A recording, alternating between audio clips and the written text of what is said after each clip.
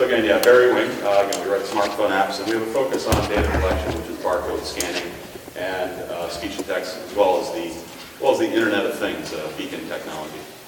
So I want to do a really quick introduction of one of our newest apps. I'm going to gently put this microphone down.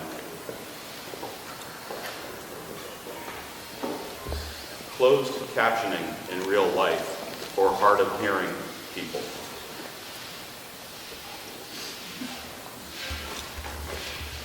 That is our app, Visual Hearing Aid. I'm going to come back to that a little bit later, but I wanted to quickly introduce and give you that wow factor of what we're able to do and what we can do.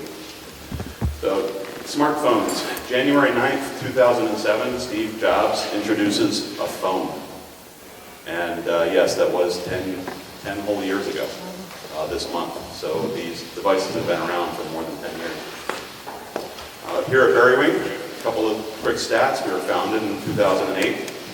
We are global. We have customers all over the world, private label and certainly app downloads. In addition, we have over 150,000 of our apps have downloaded cumulatively in that time. That is a combination of both our free and our paid apps from the App Store and from Google Play. And we do private label and custom development.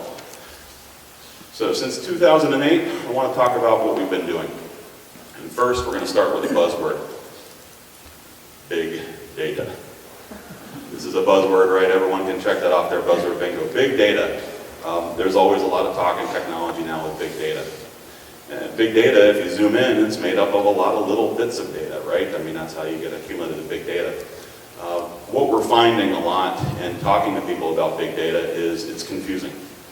People are under the assumption that you can just collect data, look at the big pile of it, and assume you can find problems and find ways to fix things. I want to do a quick metaphor of that example. This is a time lapse. And in this time lapse, this is a metaphor for big data. I've collected all this data, I have all these pictures put together, and I'm actually looking at this for a problem. And believe it or not, there actually is a problem in this time lapse. And everybody here is very intelligent and very astute.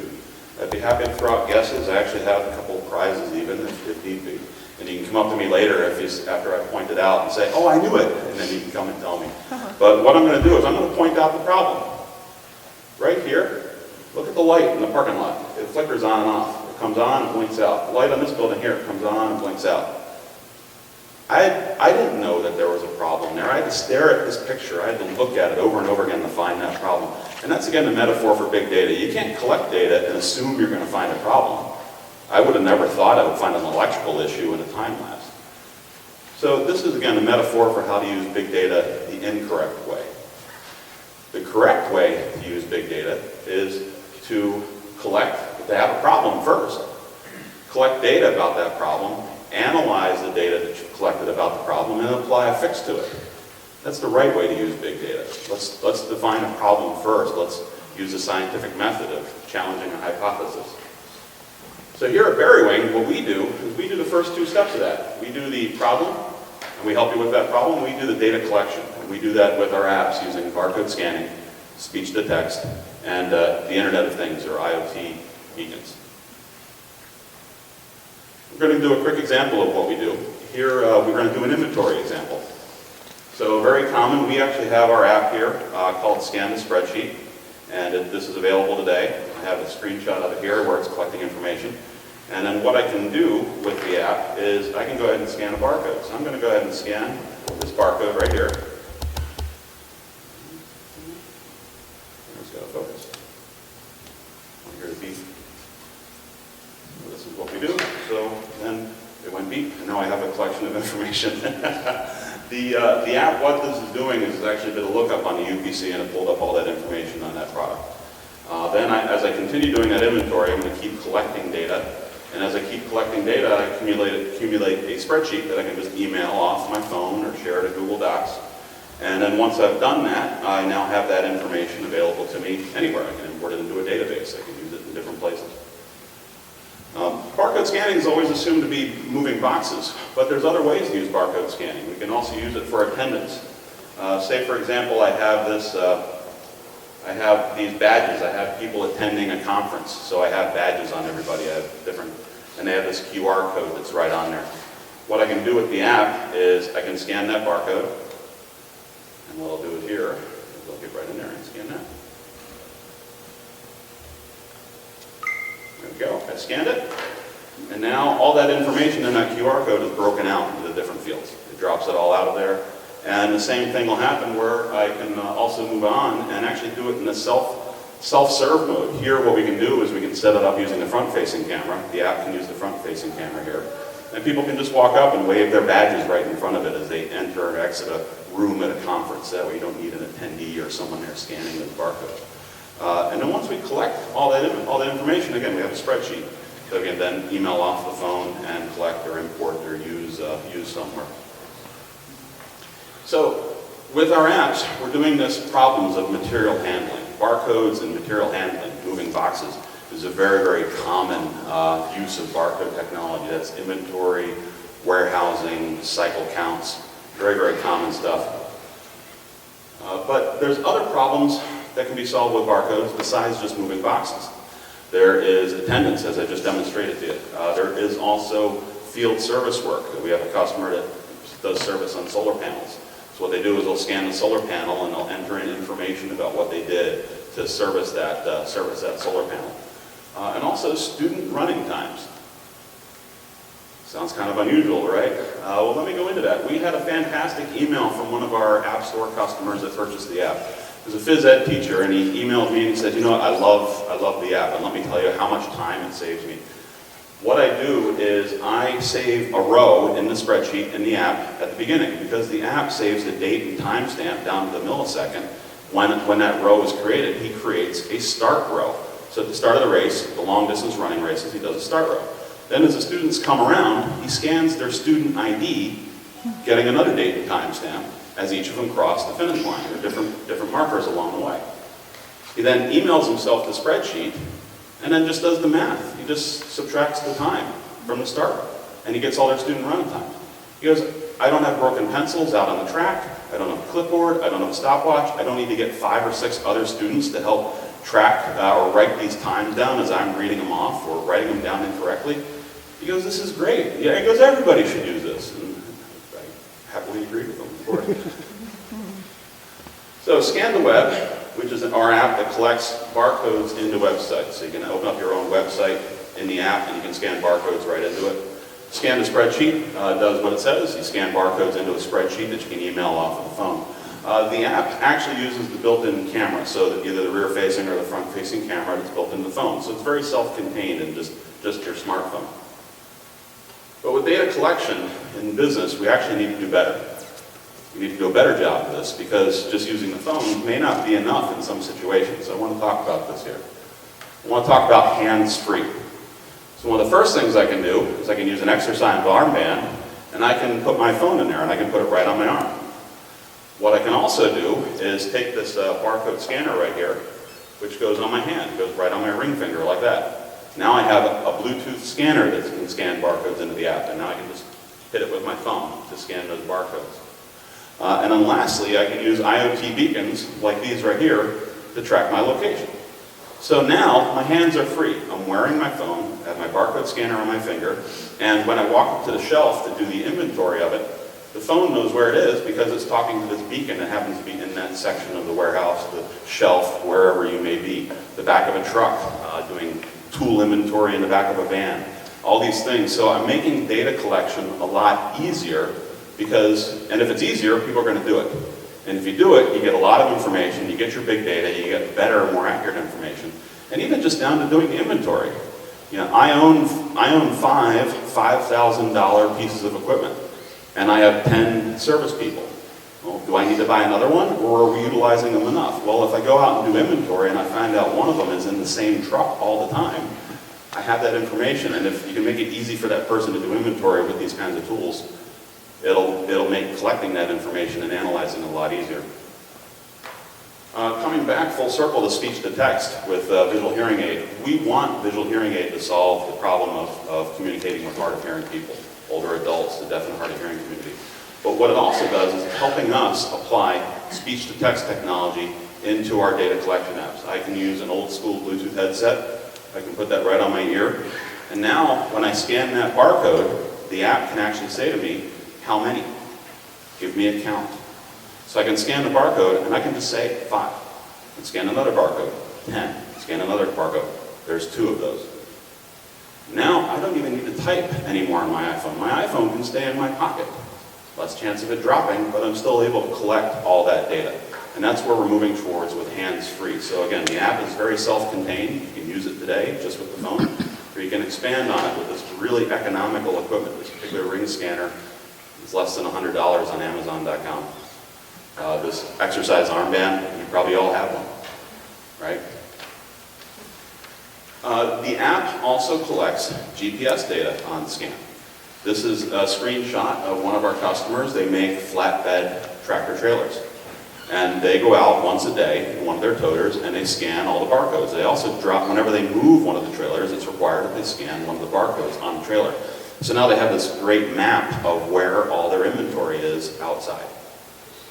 And they do that today, and they're collecting all that. And they can also have a chain of custody. They can see how many times it's moved, where it's been. Are they using one area more than another? Are they doing a lot of shifting to get stuff out? This is the stuff that they're looking for in that data, but because they had the problem first, they thought, are we moving our trailers a lot? Because fuel is getting expensive. We're spending a lot of money on fuel. We think we're moving our trailers too much. Let's track where they are and let's see how much. There is nothing worse than having a problem and not knowing about it. There's nothing more worse than having a problem and thinking the solution is too expensive, too complicated, out of my reach. A quick Google search of barcode scanning comes back with $2,000 retail heavy-duty barcode scanners. People immediately think, oh, that's way outside of my reach. And that's actually not true. We can help you solve those problems. The apps today, visual hearing aid, barcode scan to web, scan to spreadsheet, are all available today on the App Store and Google Play. And this is the most important slide in our presentation. What we also want you to know, and what we want everyone to be educated on, is we private label these apps. These apps are available to you. We can put your own logo, put your own title on the app, give you a position in the App Store, and help you solve business problems with data collection. Examples with some of the many private label customers we already have today. Direct ordering. You have a customer and they order your parts on a regular basis, give them your app. They scan the barcodes, they place the order, they get sent directly to you in a secure fashion. They will always order from you from now on because you've given them an easy way to do it. They're locked in, and now you have an app that shows your sophistication in data collection. We have other private label apps. We have a great partnership with the New England the New England Carpenters Union. What they do there is they postcard out invitations to help at Habitat for Humanity. And all the different union members get these postcards. And then when they show up at a site, the foreman at the site actually scans in and does attendance with it. So now they have the exact date and time information, who was there, when they came in. They also scan back out so they know how many volunteer hours they've applied. And because of the GPS information, they know which site had the most attention. So, and this is, again, a private label app that was sold to the New England Council of Carpenters, the Carpenters Union. So again, this is very important for us to relay that these apps are great, they'll help you out, but they can also be yours. So again, thank you. Thank you very much. Thank you.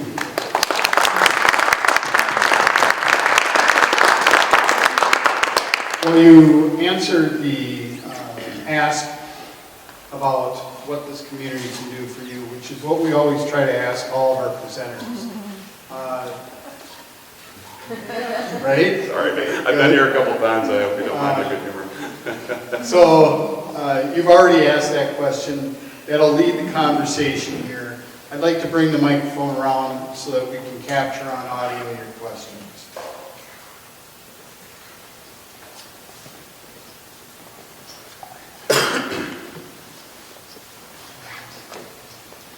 Morning, nice presentation. Thank you. I didn't talk about your most important app here in the Play Store, which is Tile Smash. What's this thing? So yeah, so everyone can understand the question, I'll repeat it. we have more than just a data collection app. So the best way to put it is I have a passion for software development. I love it. I really do. I really absolutely love it. It is my art. I am never more zen than when I'm actually sitting there and doing the matrix and seeing the numbers. My significant other, she'll look at me and say, I can't talk to you because I can see the numbers going by in your eyeball. So Tile Smash is a game. I just wanted to see how 3D programming works. I wanted to understand it. I had done some 3D dabbling in the past. The technology had advanced where it become easier to apply it, and I just wanted to learn how it works. Tile Smash is an experiment, and basically it's just everyone's played Breakout, where it's like it's playing back and forth and the ball bounces at the backs. This is a first-person view, so the ball's coming at you and you have to tap the screen and send it back to hit the tiles in the distance. So you may have answered my main question. Who's doing the coding? I am actually, yeah. I am. So you're doing 100% of it? I am actually right now, yeah. Yeah, I've been doing it over time. Yeah. So Okay. tell me more about your question. No, that's it, because Yeah. it seemed like you were doing the sales and it's almost like a middleman between who's doing the development and then the customer. But- It's a great point. Again, this was my art. The development was always something I was doing on the side. I had a day job. I was a middle manager and having fun doing this and growing the software sales.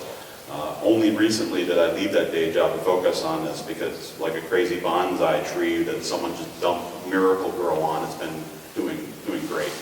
And that's why I've actually left. I'm actually growing the business now too. I'm actually bringing on people to help me.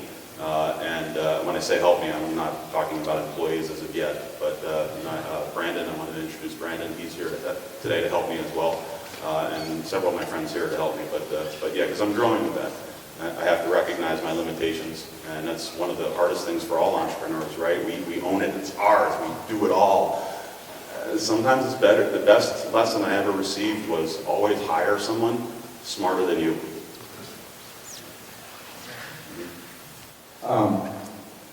This is the kind of group that's going to walk away in about an hour and a half from now. They're going to be walking up the street or driving back down 94 and go, oh my God, this is either I have a new idea or I have an idea how to apply the current apps.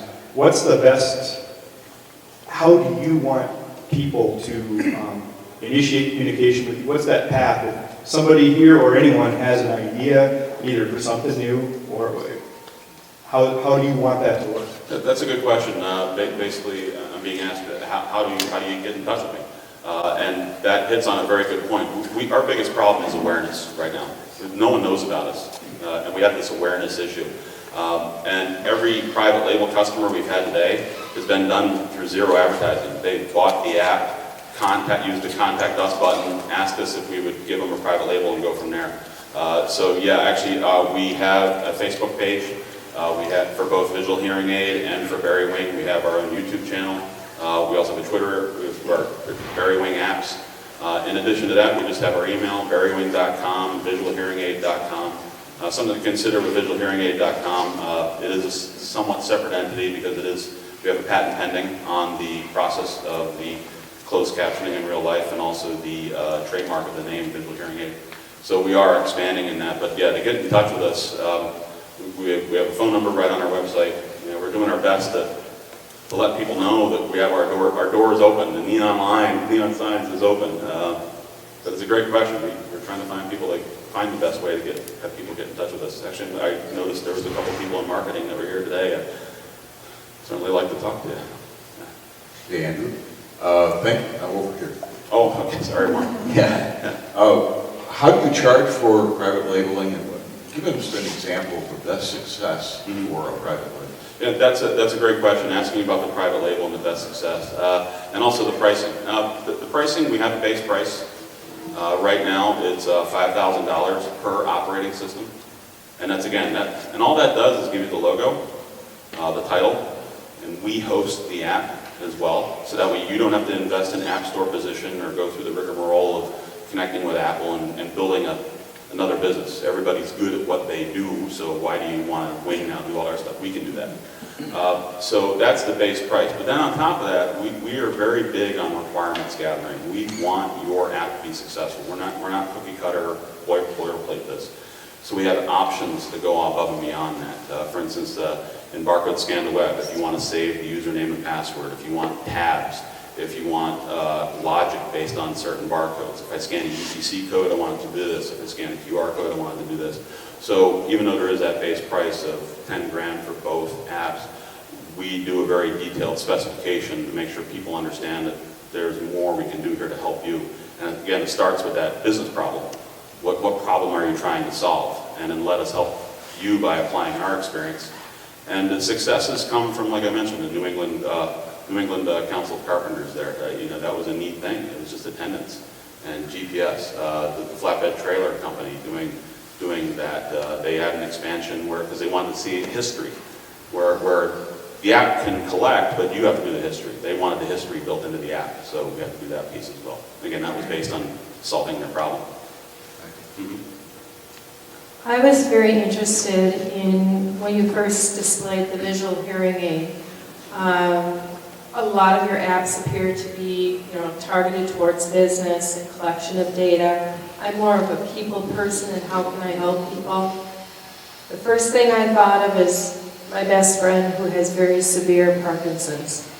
And the minute you brought that up, I'm like, oh my God, she can actually talk to me. Versus she goes, Aldine, I can't respond to your text because they're shaking so badly.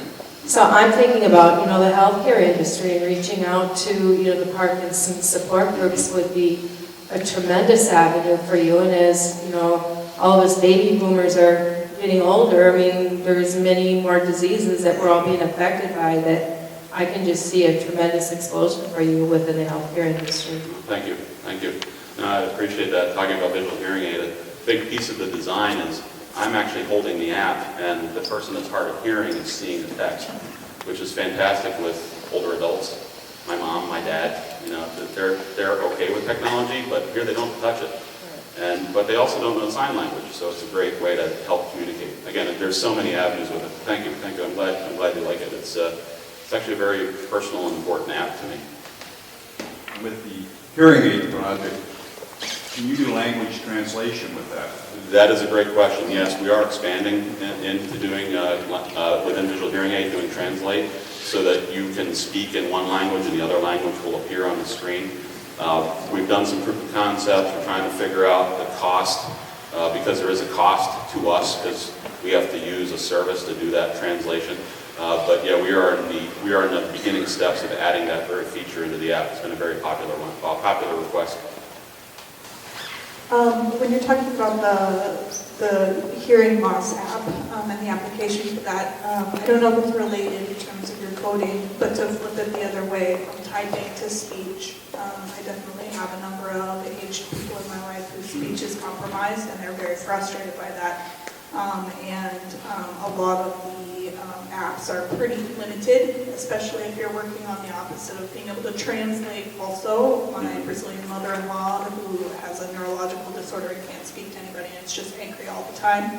There's a huge population for the flip side of that, not just being able to hear, but being able to communicate the other way. And I would think it would be completely different coding. That's a great question. But it's a slip of the same product. Certainly. So to repeat your question, as you're saying, visual hearing aid is speech to text. You're asking about speech to text, text to speech. You mentioned in the motion in there that you mentioned that this person is angry because they have a hard time communicating. That's actually a big deal. That is actually something I want to hang on to for a second, because we have learned that. The isolation, the what, that comes from speaking with someone who's hard of hearing. Even the whole standing in the corner and the people aren't engaged the way you think they would be. So that's one of the passions for behind the app. The coding actually isn't that difficult to do, but we haven't really explored the best interface. It's one thing to push a button and make something happen, but I'm a big believer in good design, and I'm always trying to improve design. Whenever someone says, "Oh, I should have known how to do that. I wish it's my fault. I couldn't figure out how to use this device or this machine." Actually, that's not true. It's the device's fault. It's the device's fault for not being intuitive, being easy to use, and so on. So you make a great point about text to speech. But actually, let's talk some more when we can, because I'd like to see the best way to do that. You know, I'd rather have it on a napkin and build it than say, here it is, make it work. Yeah. Yeah, I just was thinking about all the possibilities for this kind of technology. I was in retail for a long time, Target and Walgreens, and just, you know, the logistics of checking in boxes and using the PDAs, and it's kind of bulky and easy to mistype something. And if you can like combine the scanning with like your smartphone and then the earpiece, it would be just like, because normally you have to have like another person writing down stuff as you count the boxes. If you compare the, you know, voice recognition with the scanning in, you can just do it all by yourself and it'd be really intuitive, and you could just count and look yourself and then, you know, say it into the device. So yeah, just endless possibilities with that kind of stuff to make it easier on employees checking in boxes for all the product that they get. Yeah, absolutely. Thank you. Thank you for that. Yeah. Hi Andy, I have two questions. Firstly, for the speech to text, how does it work with foreign accents? Actually, surprisingly well, and let me expand on that. A lot of I've gotten questions about. Well, you know, it doesn't always. I use speech to text today. I use Siri, or I use this, or I use that, and it doesn't work that well. And same thing. I'm blaming myself. I think I have my accent that doesn't understand that, or doesn't understand this. Interestingly enough, the quality of the microphone has the biggest impact on the quality of the speech to text. So I have this iPod right here, and the microphone is on the bottom, facing away from me.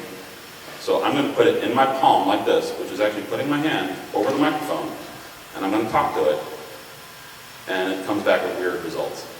That's actually what's happening. So we've discovered that, we've learned that. We actually I have an example of it. I have an external microphone. Even your earbuds microphone will work better than the built-in microphone that's actually in the device. To come full circle on your question about accents, maybe. We're still learning. I've mimicked it myself. I've tried it. Certainly German, you know, it actually comes off in German quite nicely. But I don't know. I'll have to do some more experiments. Again, it's in its infancy. This is what we're learning. This is what we want to learn. Okay, and I am available for accent testing if wine is provided. Wonderful. I think you can work in voiceover.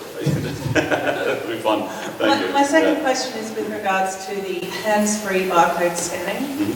So if your phone is sitting on your pocket and you're busy going through the warehouse with, say, the finger scanner, if your phone goes to sleep, does it keep on scanning, or do you have to go in, type in your code and wake it up? That's a good point. Our apps are designed to stay on all the time once they're running for that purpose, so they stay live all the time. The biggest battery draw on any device, what runs your battery down the most, is actually your screen. So we recommend maybe dropping the brightness down a little bit to help save your battery power. There is actually feedback in Bluetooth devices. This will make a weird beep when it loses its connection. So you'll know that, hey, I'm not scanning anymore. Plus with the speech to text, we can also set that up so that way the app can tell you, hey, I'm lost my connection, or things like that. We're expanding on that. Because, I mean, that's why we're actually recommending that you wear the device. That way you can see it, you can quick tap it and turn it on again. But yeah, ultimately we do want the phone in the pocket scenario, because it's the most protected location. People aren't going to drop it in the warehouse or break their phone, especially in, there's a buzzword in the industry called BYOD, which is bring your own device. So instead of investing in a $2,000 piece of equipment, I can just ask employees to bring their own phone. We'll put our business apps on there. They'll only work when you're in the buildings with certain security technologies. And now people can go to work. My question also has to do with the finger scanning device. My previous job, I worked at a retail garden center, and occasionally they'd have me working in a warehouse, kind of scanning inventory and all that stuff. And I thought that was a really cool device because your hands are free typically what I would use is like a radar gun. Mhm. And when I think of a warehouse, I kind of look at like these bookshelves, how they're leveled off. You have to typically walk up a ladder sometimes to that like third level to take a, to scan something. That's kind of dangerous when you're walking up a ladder to be holding onto something that's probably like 2.5, 3 pounds Sure. in your hand trying to scan it. So I thought that's extremely efficient. Probably could save a ton of time. But my question was, what are you doing to sell that to like retail centers, warehouses? No, that's a great question. As you mentioned, the hands-free is great. It's safe. You're talking about like the radar gun, the big style device. Most people wear them in a holster, and that's safe, but it takes a lot of time. Climb up that ladder. Now I got to hook my arm, pull the thing out, make sure it's on scan. Where here, I just climb up, I'm good. So yeah, I mean, the technology's come a long way with that. The part of how am I reaching the retail customers that are out there, that's actually why I'm here again today. We're trying to find them, we're trying to let people know. As a lot of you, I mean, if I could ask a show of hands, if this is the first time you've ever seen a barcode scanner on a person's finger, please raise your hand. Yeah, exactly. This is my awareness problem. Here we are with all this really cool tech, and inexpensive and cheap and easy to use, and can solve problems in businesses where there's only 5 or 6 employees that just want to go home at 5 o'clock.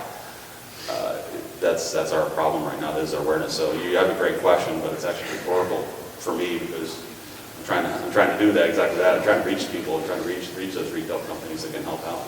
Well, hopefully I can refer that warehouse I previously worked at. Wonderful. I like that a lot. I also have an idea for an app too, but I'll hopefully get you contact. Yeah, please do.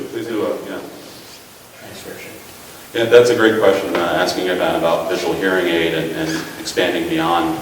You're asking really, can we get closed captioning up on the screen and have it work that way? It's possible. However, it's actually very, very expensive.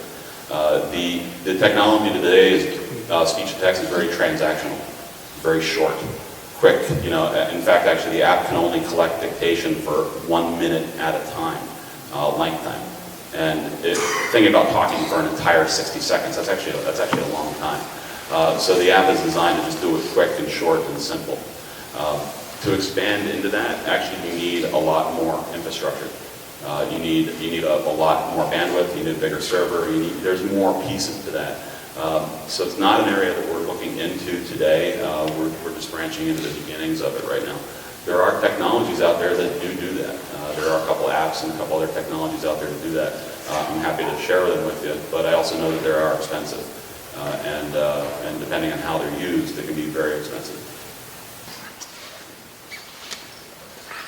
Okay, so I currently have a barcode app that I downloaded onto my phone, and I really only did it for one simple reason, not thinking that I have other applications, but that's to scan prices at retail locations where it's not marked and that kind of thing. It just occurred to me one day.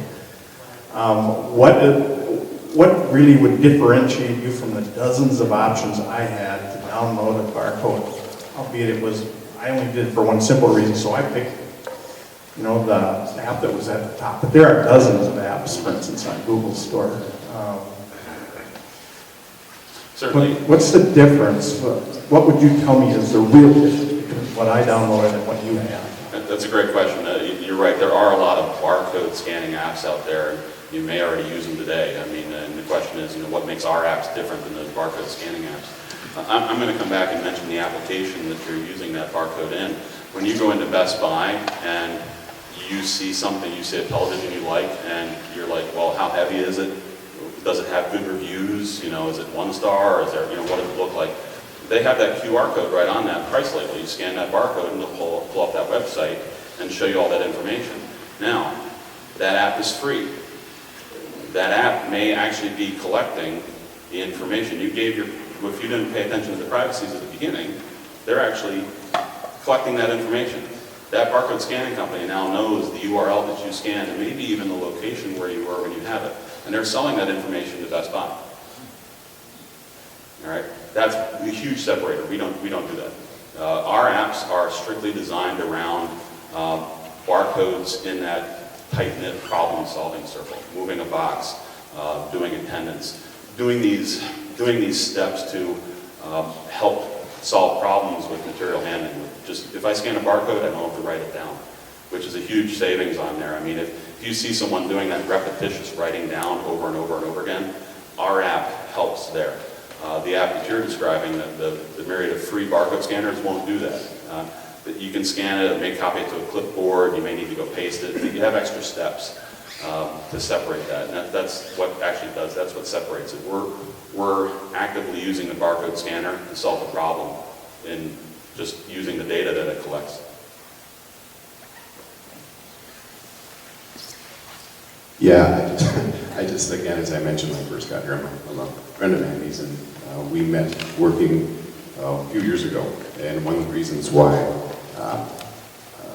Andy and I continue to talk is, I just want to mention this, is that Andy has a rare talent where he can not only program, but he can get into your operation as well. And that's what kind of drew me in my role was with the company that we both worked at. And I hope you've heard a couple times he said passion. He's doing this because he's passionate about it. And he will get into your operation. He can talk to the person on the floor, he can talk to the salesperson, and he can bring that all together. So I'm not quite sure if this was the right place to mention all this, but and I have nothing in it, right? I have nothing going on. But many times we see people who maybe say they can do this and will do that. You will. So again, I apologize if this is the wrong spot to pitch Andy. Again, I'm a friend of his, but I would not say this if I didn't think his integrity above all and his talents matched, and he's doing exactly what he should be doing. So Jerry, that's to you, buddy. Thank you, Jerry. Thank you. So again, thank you. Thank you very much. Thank you.